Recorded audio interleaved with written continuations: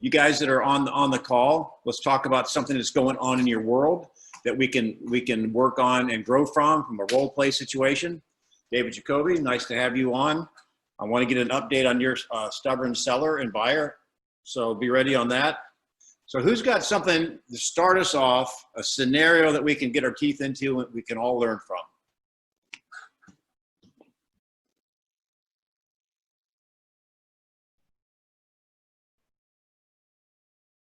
Whoever goes first, I'm going to enter you into the trip to Greece. Tickets to Greece. It's a great movie, guys. Well, David, why don't you prime the pump? What's going on with your transaction? $25,000 apart. What's new? Can you hear me? Yep. Still the same as before. The seller is very stubborn on his 1.2 and the buyer is stubborn on his 1.175. I'm probably going to have a conversation with the seller again. I'm going to ask him, how much longer are you willing to hold on to a $25,000 difference, because it does cost him taxes every month. He has carrying costs. I don't think it's worth it for him to lose this buyer and go another 3-4 months without selling it for a cash deal. Well, okay. So just really quick then, David, you started with a question, a role play, the stubborn seller. So start with a question. You had a great question. Just ask it again. Okay, Denny, how long are you willing to hold on to this house? For a difference of $25,000. How long are you willing to not budge on $25,000, and we might lose this buyer? Well, okay, now, all right, so I'm going to put it under the microscope, guys. You hear that? Now, he asked 2 questions at once, and they're both great questions. I would just slow it down. Ask 1 question at a time. It's just like a text, you guys. If you send 2 texts before you get a reply, you're only going to get a reply for 1 answer. So your first question, David, was a good one. How long are you willing to wait? Well, I told you, David, look, I got hard costs in this. I know what this house is worth. And by the way, and let me ask you, are we not in the seller's market? We are in the seller's market, but we've been on the market 2 weeks, and I think the best buyers already came forward. So, are you willing to part with this buyer, and we might have to wait 2-3 months until we get the new offer, and the new offer might be lower than this one? Are you willing to take this risk? Okay, now again, Dave is one of my star pupils here, and we're friends as well. So I'm gonna go put a little sandpaper on you. Is that okay, David? Yeah. All right. Now, when you make a statement, make sure if you can ask anything you want. However, if you're going to make a statement, I think in order to maintain credibility, you want to make sure it's 100% true. So go back. Who heard? Now, remember, we're doing question-based, listening enhanced conversational scripts. I know you're not on the mic. I am, so I have to listen maybe a little closer. Who heard what he had to say to begin with? Anyone want to share what you heard?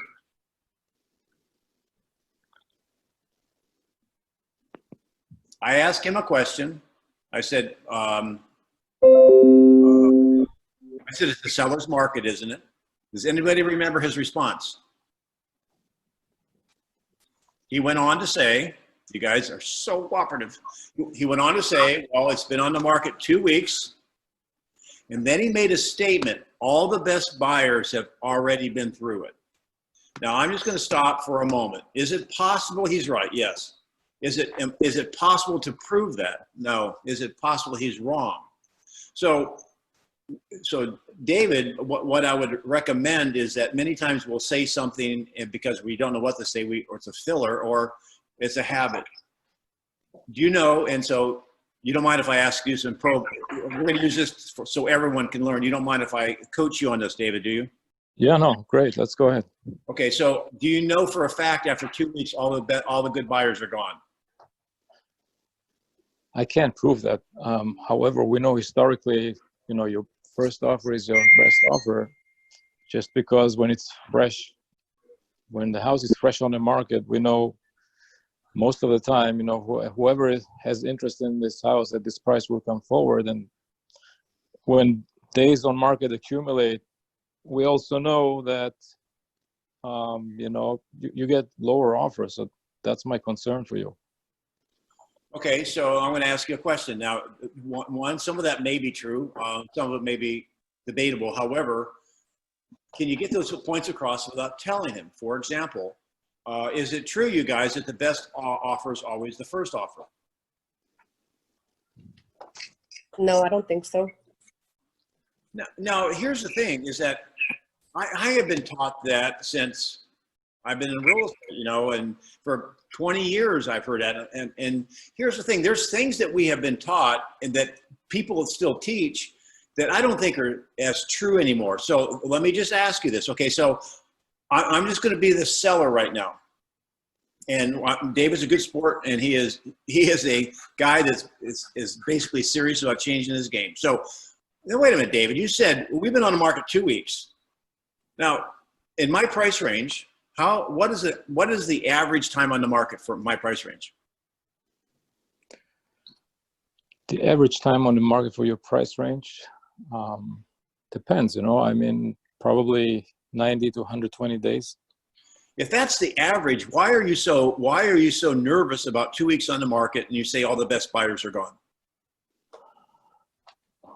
I'll tell you why. We see 3 offers that came in, and all of them are more or less in the same price range. I mean, don't you think that's a good indication what the market is willing to pay for the house right now? Well, again, we had 3 offers in 2 weeks. And is that relatively short relative to the 90-day normal? It is short. You're right. However, we haven't had any other activity on the house besides those 3 buyers in the last 2 weeks. So, and it's been very quiet so far. We have no activity. So I know it might be that the market just No, stop. You should be asking me a question. What you're saying, I like where you're going. Right. How can that be a question? Okay, so based on the 3 outcomes we've discussed when we were at the listing presentation, Danny, what outcome are we at right now? Now that's taking control of the conversation. Well, in my price, well, all right, let me ask you this. In my price range, will we get as many showings as a home in like $400,000? Say that again. In the $1 million plus price range, do you think there would be fewer showings in the million than you would see at 400,000 or 500,000?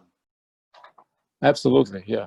So could it not be argued that we're not in outcome 1, we're not light years too high, we're not in outcome number 3, so most likely we're outcome number 2. However, it's only been 2 weeks.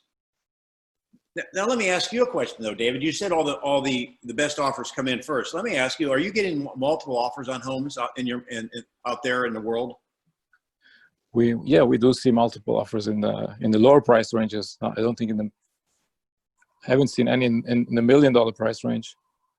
Oh, well, I mean, that makes sense. Okay, so thanks for that clarification. So let me ask you, are you saying then the best offers come in first, that in a multiple offer situation, the first offer in is the best offer? I think so. So if you have 15 offers, the first offer in, the other 14 are generally always lower than the first offer? Well, no, I'm not sure if we can take this literally, but if the first offer, meaning, maybe the first offers, if it's a multiple offer situation, we can choose the best offer or, ask for highest and best, but those are the best numbers that will come in. It's always in the beginning when the house goes on the market.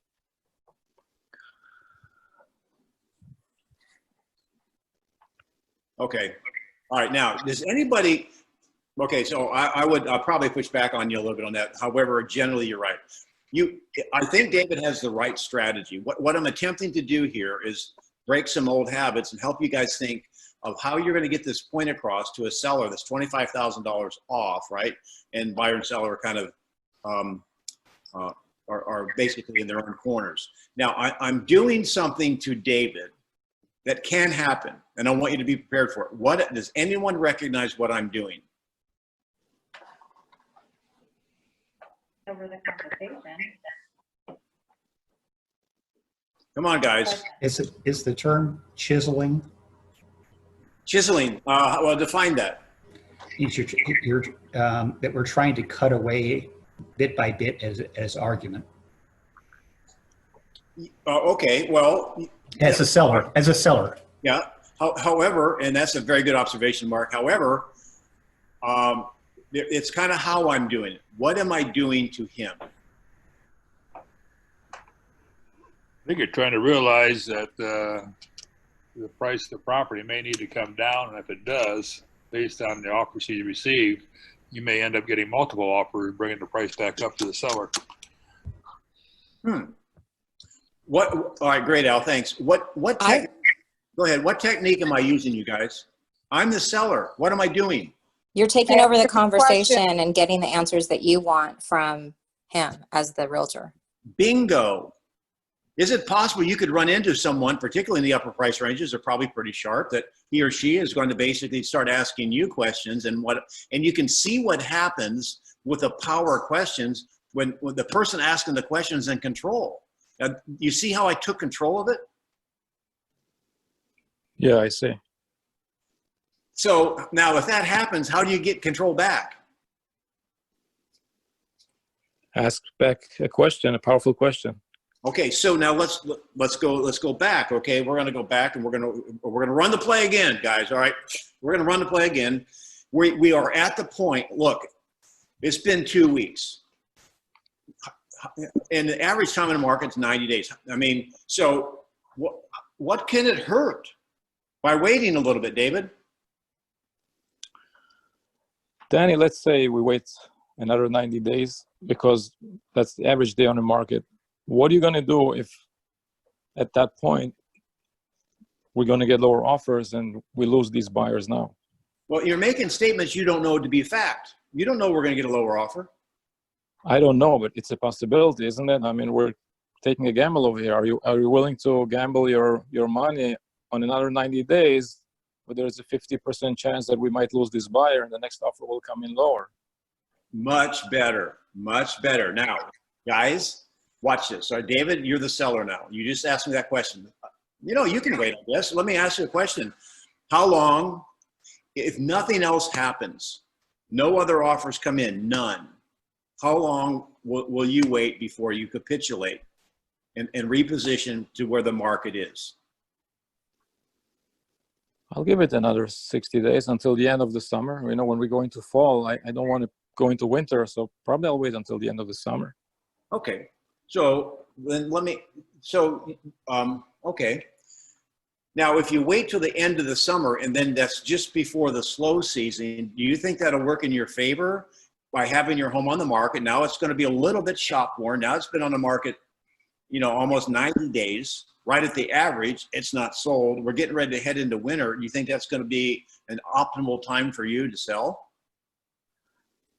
I think it's in my favor, Danny, just because I'm looking out there and I don't see any other new construction with this square footage. I don't see anything competing against my house right now. So unless something crazy comes on the market in the next couple of weeks, you know, I don't think it's going to work against me. Okay. Now, are you prepared to take that risk? Because do you think that there's some things happening in the marketplace that are a little unsettling? I mean, what happens in November that could be an unsettling event? Elections, you're right. Yeah. Do you think one way or the other, whichever way you think, it might affect the market? It probably will. So I'll make my mind before then. I'm not saying I'm going to go until November, but maybe what we're now, August, until the end of August, first 2 weeks of September. I think that's a good time for me to make a decision. All right, so watch. So I'm going to go a few more questions. Do you believe the market is hot now? Yeah. Market is on fire now. No doubt about it. If people are saying it's white hot, are you at all concerned that when we launched your home and exposed it to the market, that bam, bam, bam, we had 3 offers and now it's crickets? It is a concern, but I think there is more buyers out there, or you know, that the buyers we have now, maybe they will come up another 25 grand.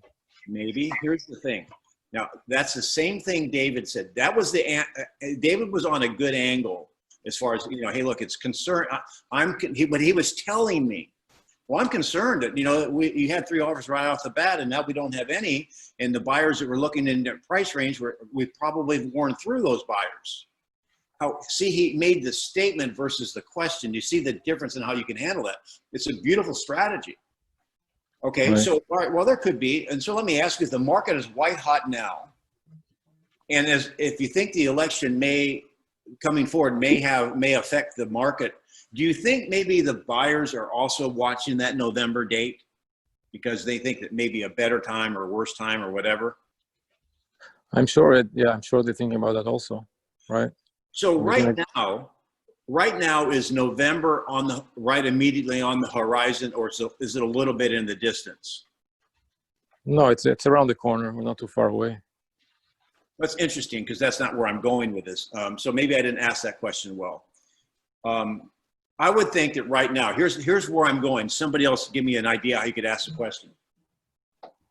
Is it possible, I'm talking to you guys as agents now, isn't it possible that as buyers are acting now, the election they know is coming, however, they're just not worried about it because this is August and that's November and they haven't even started debating yet. And so can it be kind of in the back corner of the mind a little bit now? And he wants to wait, the seller wants to wait in this role play until the end of summer, let's say September, another 2 months. Do you think the election might be looming bigger in their mind in 2 months than it is now? That's my question.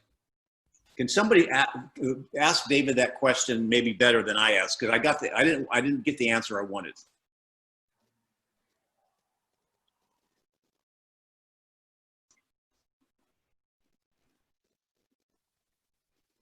Oh You boy. did a pretty good job, Denny. All right.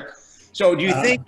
I just wanted to add 2 more factors while you're discussing this with David is, what do you think, other than price, is one of the first questions a buyer who looks at a home, perhaps on a showing, asks their buyer's agent? How long has this home been on the market? So if things are red hot and we're now at 60 or 90 days, in the back of the buyer's mind, there's a couple of scenarios. Either it's overpriced, the seller's unreasonable, or there's something wrong with the house. So the sooner you sell, you're oftentimes in a better position compared to waiting. Well, okay, that was a beautiful beautiful logic, Mark. However, you ended it with a statement. Make the question. Can you see how a buyer would have that point of view? Well, okay. So would you repeat the 3 things that the buyer is going to think? Because I want to make sure that people were listening. They weren't playing Candy Crush, and they got there because you nailed that one. So the question is, other than the price, when you have a showing, what's the first thing that a buyer is going to ask about the property oftentimes?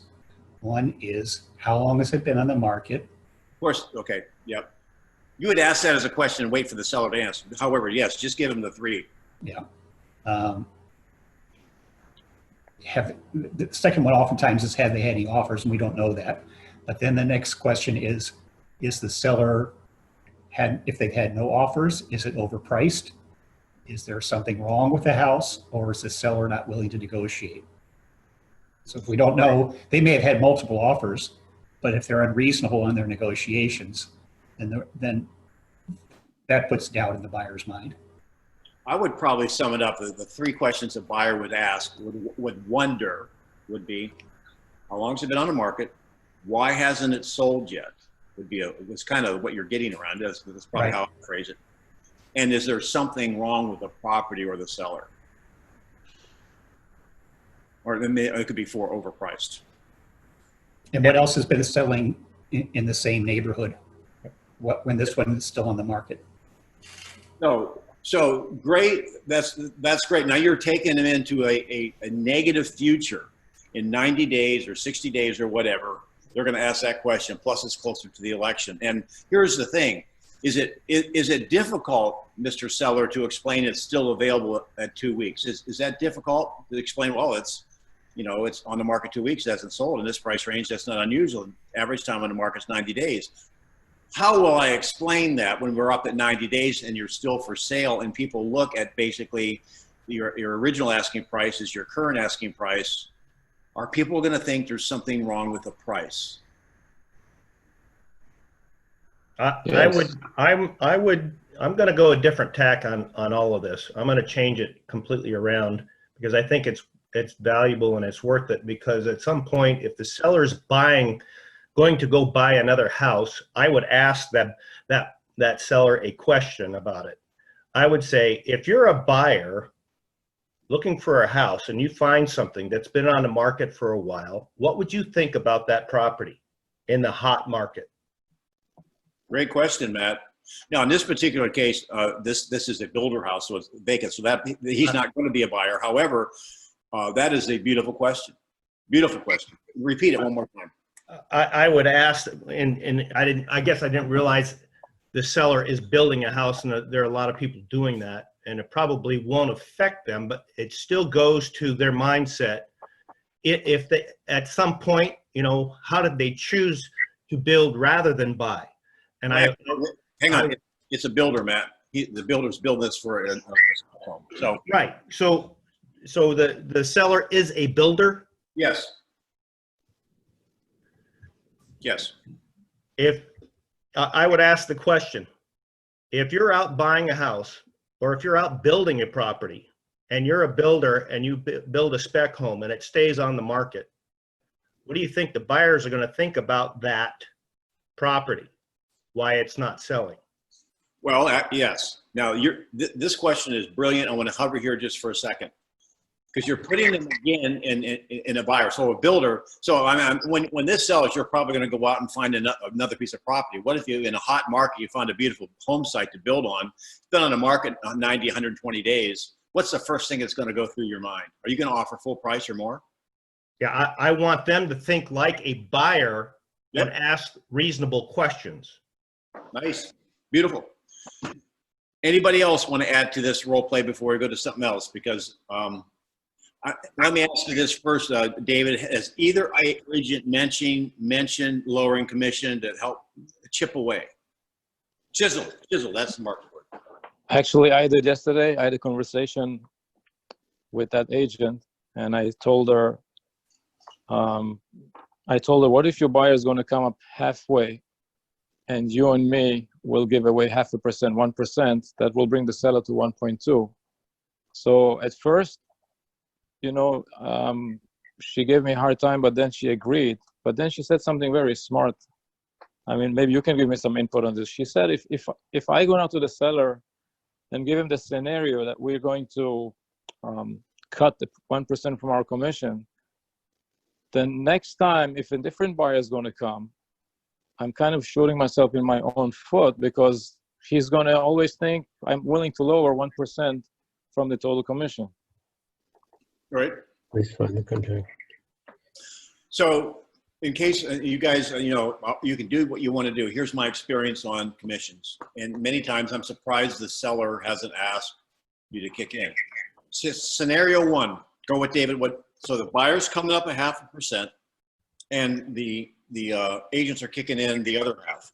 Number one, what is a buyer going to think that basically that you guys both, the listing agent and his agent, are contributing for the seller? I don't think the buyer is going to be happy about that. Well, I'm coming halfway and you're helping the seller come to meet me. Why don't you give me some of your money? Secondly, and of course, you know, once you start discounting for one, you might have a problem down the road. Secondly is this. I found this to be true, and you talk about negotiation skills, is that you never give up money unless I almost rarely ever do it. Sometimes it makes some sense to do it. However, I never give up a nickel unless that nickel closes the deal.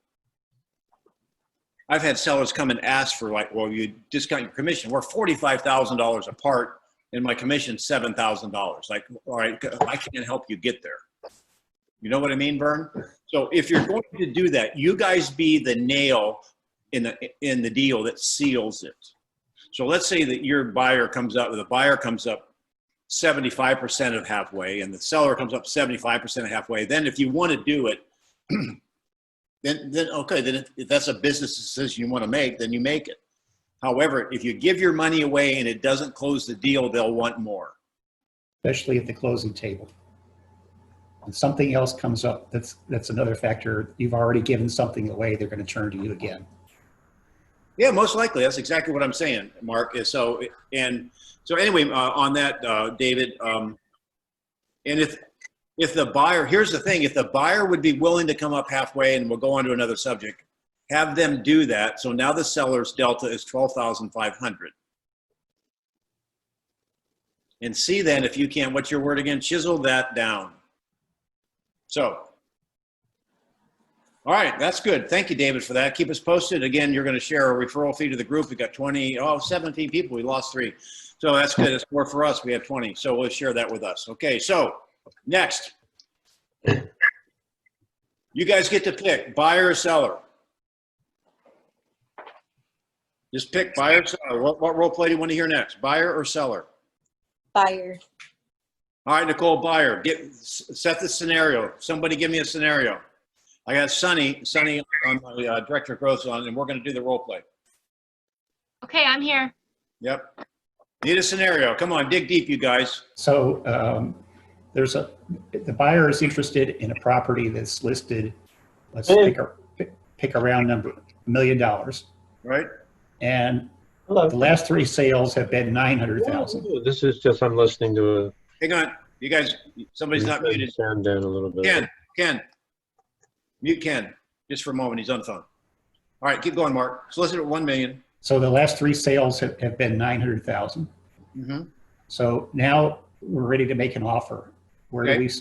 do we start at 900 in a rising market? And if so, how do we justify the negotiations? Okay, so, all right. Sonny, do you understand the scenario? Yes.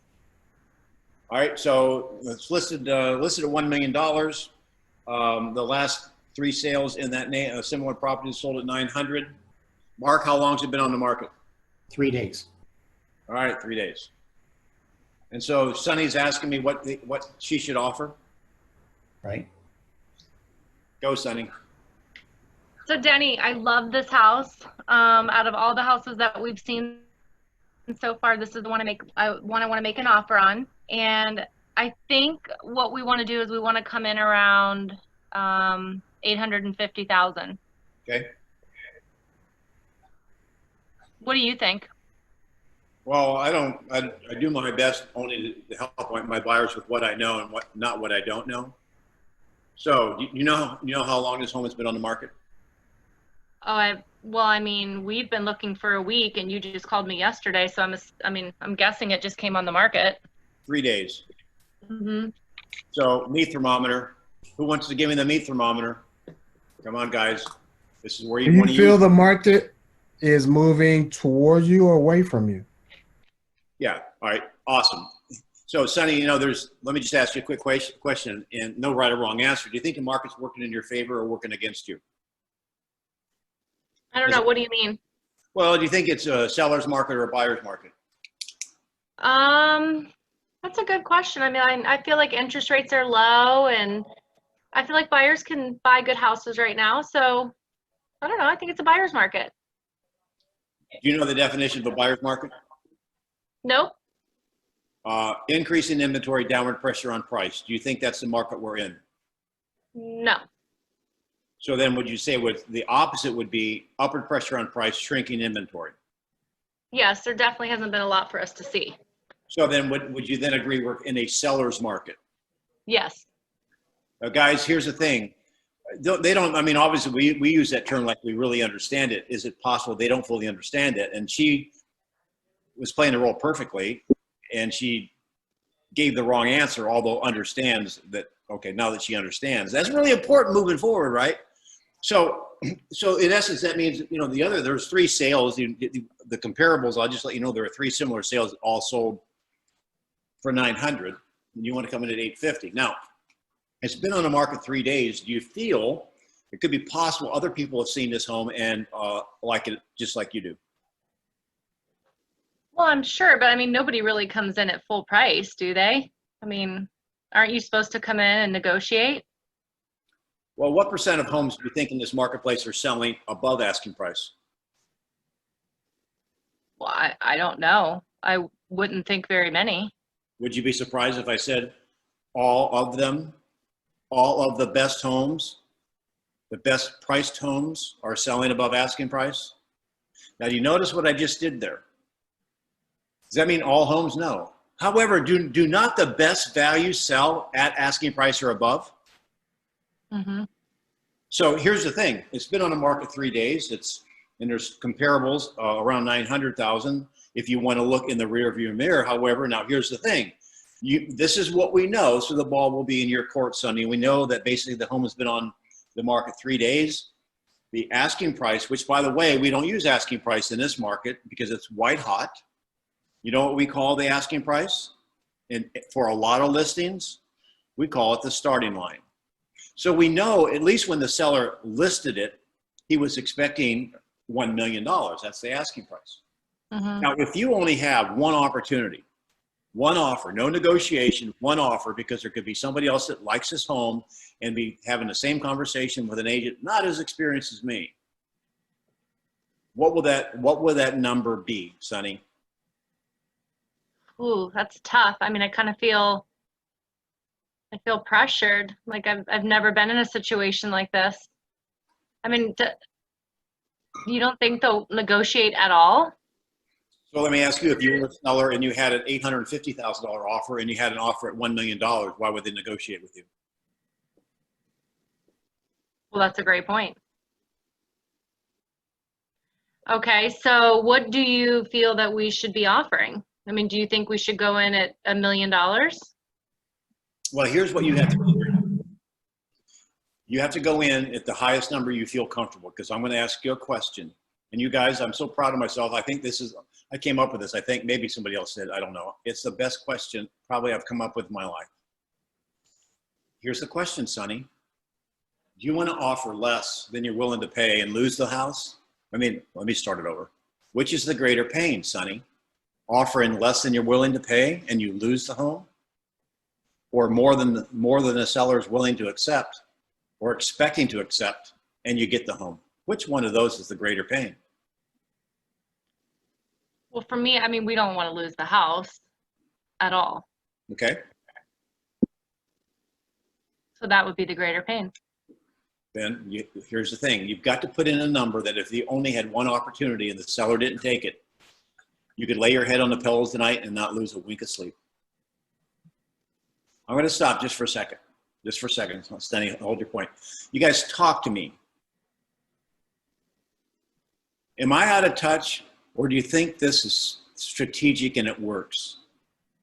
I always use it with my buyers. I want them to have the peace of mind that they put their best foot forward and they lost out to someone else who put in a different offer, a better offer, knowing that they did their absolute best to get the house. Yep. Al, did you get something? Is that Al that spoke up? Matt. Yeah, I got Matt. Yeah, thank you, Matt. There was somebody else. Keep John. Going. John, what's up? Yeah, John. Yeah, I agree with Matt. I always ask, would you be heartbroken if you just didn't get this house with what you're offering? Okay. All right. So then Sonny, we'll play with John. So John, I mean, obviously I need to come in at $1 million is what you're saying, and then I'm going to get the house, right? Well, I'm just telling you, I want you to make the best offer. So again, I'm going to ask you, when we make our offer, I want you to be 100% sure that you're making the best offer you can and you're comfortable with that. And you can walk away if you don't get the house because you made the best offer. Are you comfortable with that?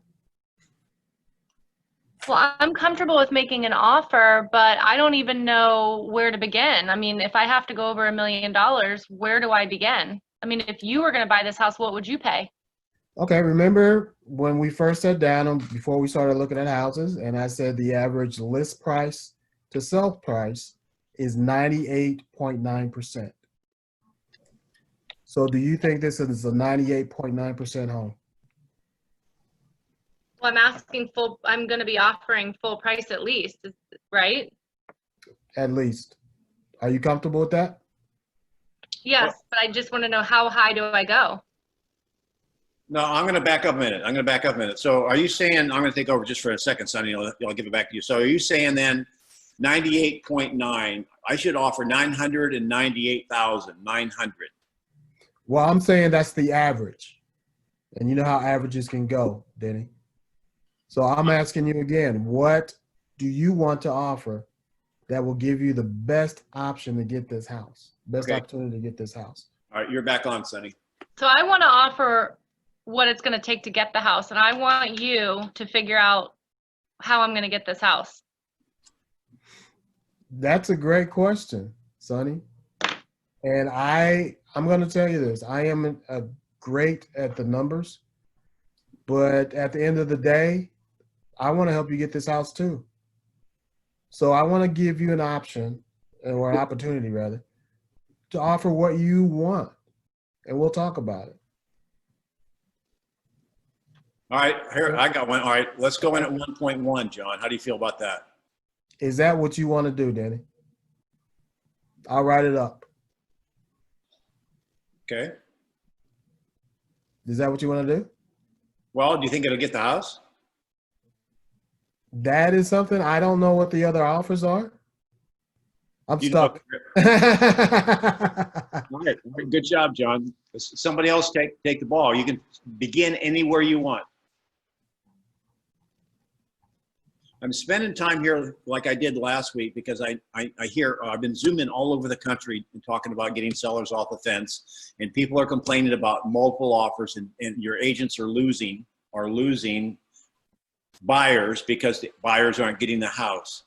And I have a feeling now notice you guys, I know what you're thinking. There's an appraisal. Let's say that you wanted to offer 1.1. How many people here would basically, or how many agents in general would probably advise against going that aggressively?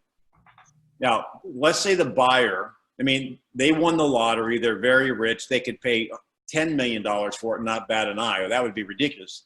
So it's not the ability to pay, it's what they're willing to pay for that house, right? So somebody else take over. Sonny just said, look, there's nothing else for sale. The last homes I know sold for 900. We like this house. Do you think 1.1 will do it? Somebody else take over as the agent. So, Denny, I was thinking in this case, would you ask the seller or the buyer at that point, say, well, if someone came in and paid $50,000 more than you and you lost this house, are you okay with that? That's it. Well, You have to get their pain. That's right. There you go. That's the same model we worked on last week. That's beautiful. Right. So, Sonny, here's the deal. Is the $1 million your best? Well, no, it's not my best. I could probably do more. Okay, well, here's the thing. This is a one-shot deal, and I'm going to go back to the question. Remember the question. You would, even if you paid more and you get the house, would that be better than offering less because you tried to save some money and don't get the house? Correct? Right. I don't want to lose this house. Give me the best number. I think $1,350,000 is the top I'd pay. Now, again, is that possible? Yeah, I mean, it's possible. It's a little exaggerated, probably like an everyday deal. I don't think it is. It doesn't really matter. Let's just assume it's a $300,000 house and they're willing to go up 10 grand. I'm going to bring it back down now, okay? Because the market's the same thing. It's a $300,000 house. They're willing to go to 308. Realistic? You bet. And that price point, 3 days on the market or 1 day on the market.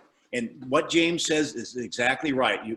This is the model to follow. So, Sonny, if you find out later that you lost a home, and you find out later it closed for $308,500, how would you feel? Well, I think I'd be mad at you, Denny. Why?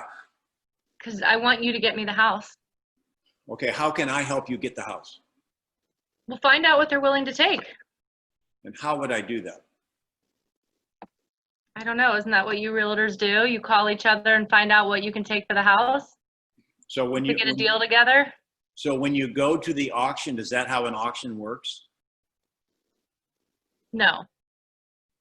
And particularly, this is a sealed bid auction. You have one opportunity. So how can I help you get it? The only thing I can do is coach you. I'm coaching you.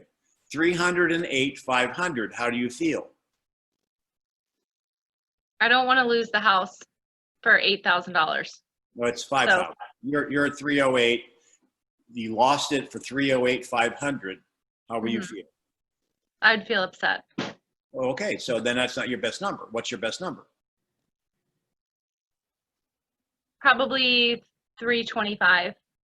Okay, and if you found out it closed for 325, 500, how do you feel? Well, that's the max we can go. So if you lost it for $50 over 325, you won't lose sleep. Is that right? Nope, I'm not going to lose sleep over that. James, is that what you were saying right there? Yeah, she's reached her pain threshold. That's her best and final offer. And if she can sleep without getting the house after that, then that's where she needs to be. Beautiful. That's Beautiful, great. James. Beautiful. Now, here's my question. Who remembers there's one more step in this? I think it's important before you do the offer. I did it last week. Who remembers what it is? Because you're not blameless yet. Anybody remember? Nobody's taking notes. One. All right. Awesome. I think, Denny, you just repeated what you just had told her. Just to reconfirm. Yes. However, you got to put it into another future negative. And here's the future negative.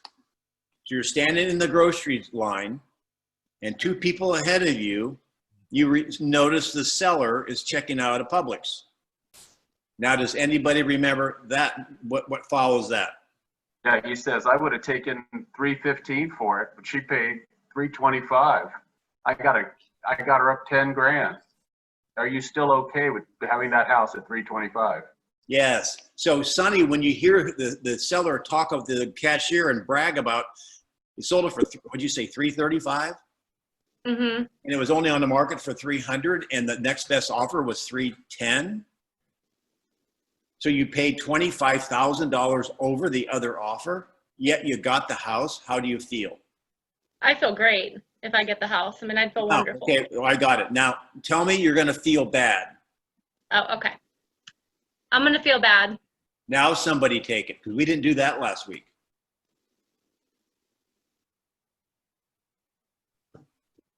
Well, wouldn't you just ask again? Okay, then what price would make you feel good? All right, yes, and I would probably ask it this way, John. I'd probably say, all right, so sounds like that would make you lose sleep, right? Sonny? Yes, I'd lose sleep. I'd be upset. So we have to get to a number. This is what you're saying, John. We have to get to the number where you're not going to lose sleep. At one time, you said 325. You wouldn't lose any sleep if you didn't get it. Or Correct. 335, I'm sorry. Yet now when you find out that you paid $15,000 more than the last offer, yet you got the house, that's going to make you lose sleep. Mm-hmm. So what is your no-dose offer? I still want to pay what I told you before. It would just irritate me that I could have maybe gotten it for a little less, but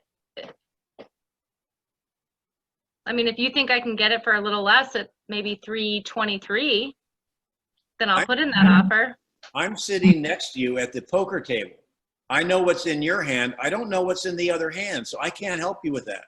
You got to play the hand the best way you can, and the way you do that, and I'm coaching you to be as strong as you can, so if you don't get it, you don't lose sleep.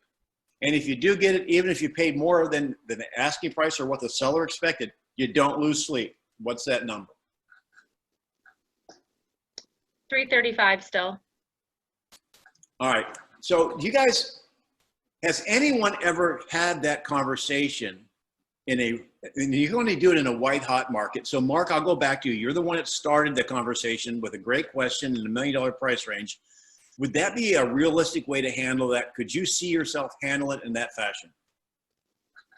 Yeah, I think you got to go back to motivation on both sides and then understand your market. So if it's red hot and things are selling in a matter of hours or days, then you need to pull the trigger if that's the property you want. Would anybody handle that differently? Because I don't know. I don't get to follow you guys around, and I wish I could and listen to you guys. I think too many agents are getting in the way and stopping their buyers from getting houses because they don't want to overpay. And so you can always do this. Look, and here's the thing, basically, and I know in some markets, agents and buyers are losing out because they have an inspection contingency or an appraisal contingency. So I don't know how to advise you. However, I don't think our market here in Southwest Florida has gone so crazy. Maybe in certain price ranges, 250, 300,000, maybe, I don't know. Sellers are still taking reasonable conditions, contingencies here. So I know you're concerned if your buyer's overpaying. However, if you have financing or if it's cash and you put in an appraisal contingency, and a seller's getting an offer at 335, which is a pretty aggressive offer at 300, that's 10% over, or $1,015,000 on the $1 million property, or $1,020,000 with an appraisal contingency. Now give me your opinion based on your market. You're protecting your buyer, subject to appraising at the purchase price or above. However, are you damaging your buyer significantly to the point where now they might take another offer? What's going on with you? Because that's a double-edged sword, guys. I would say this, Denny, that those same questions and that same line of conversation you need to have with contingencies as well, not just price. As example, inspection. Are you willing to stand on a repair and possibly lose the house because of it? Or are you going to put yourself in a position that if it doesn't appraise, the seller's not willing to lower the price just for the appraisal? Those are the kind of questions, that's the kind of conversation I would want to clear out. That's an excellent point, Matt. Here's the thing. Are people doing this though? No. This level of conversation, you guys may be doing it. I'm not seeing it come in from the agents that are buying our listings. I don't think my agents are having the conversations like this. Your job is to secure the property for your client and advise them that way. And for the people that weren't on last week, and never give them a number. Sunny, we didn't role play this. However, she's on our calls every day, leading our gang. And she was pressing, attempting to trap me or John or whoever's role playing with her. Give her a number. As soon as you, and probably John, or just one little piece of sandpaper on you, I wouldn't give the list to sales price ratio, because that's going to work against you, because they follow your advice based on averages. Now, you answered it right. However, it's a no-win to bring it up. Now, if they ask the question, well, it's 98.9. And then I probed you. I said, well, okay, then if I do that, will I get it? Well, you gave us the right answer. So be careful. If they answer the question, don't be afraid. And you answered it beautifully. Yeah, that's the average. You want to make an average offer and lose the house? So go ahead, John. You want to say something? Nope. I just said thank you.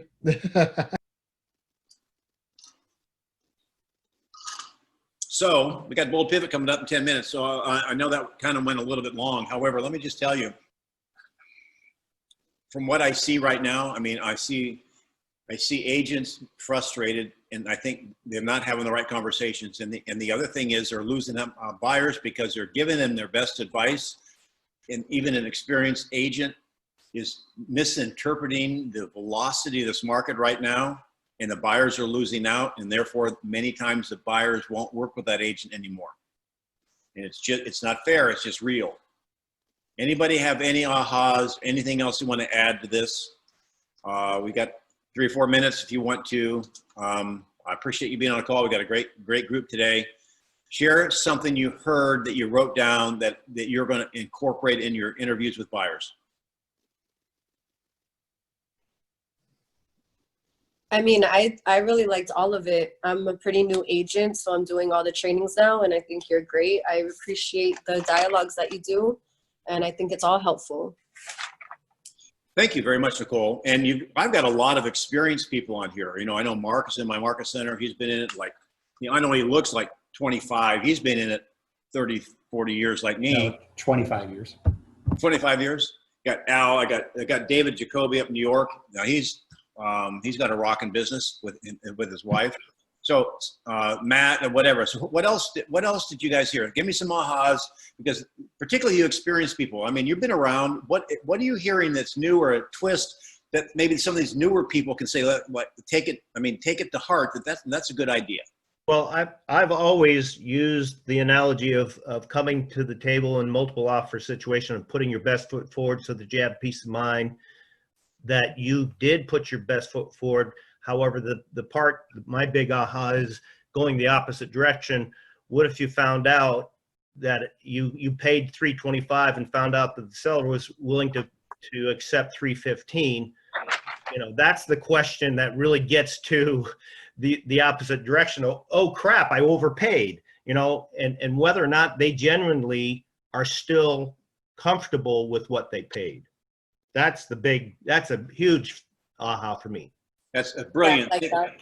Thank you, Matt. Jim, you've been quiet today. Jim, what's going on in your brain? I'm going to say the same thing as far as buyers. I followed it to the T with sellers, but I never gave it as much thought on the buyer side, but it revolves around the same thing. Don't put a number out there for them. Right.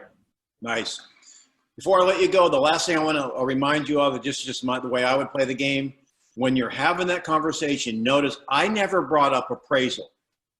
Don't do it until you get to when they say, well, I don't want to overpay. I'd say, don't worry about it. Well, you won't overpay. I promise you. Don't go into it. Keep them focused on their number. What's the most they're willing to pay? And, you know, and I trust you wrote that down. What's the greater pain? Attempting to say offering less than you're willing to pay and losing it, or paying more than the seller was expecting and getting the home. That in essence, if you can help them, if you can internalize that question, that is the essence of the whole multiple, fast-moving, white-hot sellers market right there. Denny, and I'll agree with you on what we've talked about, but in the real world, a lot of these buyers that are out there right now, they bought homes 3-4 years ago, and when they did so, they were able to negotiate. And I know times have changed, but that's what's in the back of their mind. Also, a lot of them right now are getting qualified and have the maximum number that we're up against, and they're willing to go all that way. And they don't have the flexibility sometimes of going over asking price, only because they're doing a lot of their own searching and saying, hey, I want to look at this house. And it might be out of their price range slightly, but they're hoping that they can negotiate it to get within. Great. Well, I wanted to do one more role play. I don't have time today, so maybe we'll do it next week. And what I've heard is that many times when buyers are first coming into the market, they're not believing how fast the market is. So we'll role play somebody coming in, and you're doing your best to advise them the speed of the market, and they're not listening. And so you know that they're going to lose a house or two, and so how do you prepare them for that failure and still maintain the relationship? So I'm going to cover that next week. It'll be next Tuesday and Thursday, same time, same bat channel. And I appreciate you guys being on. I got to go to Bold Pivot. I trust you there too. And you have my number, 239-851-4600, 239-851-4600. Text me if you have a question or you want to do an individual role play or, whatever. I mean, David's taken advantage of that before, and I think he's benefited. So I can't be on call all the time. However, if I can help you a little bit, that's why I'm here.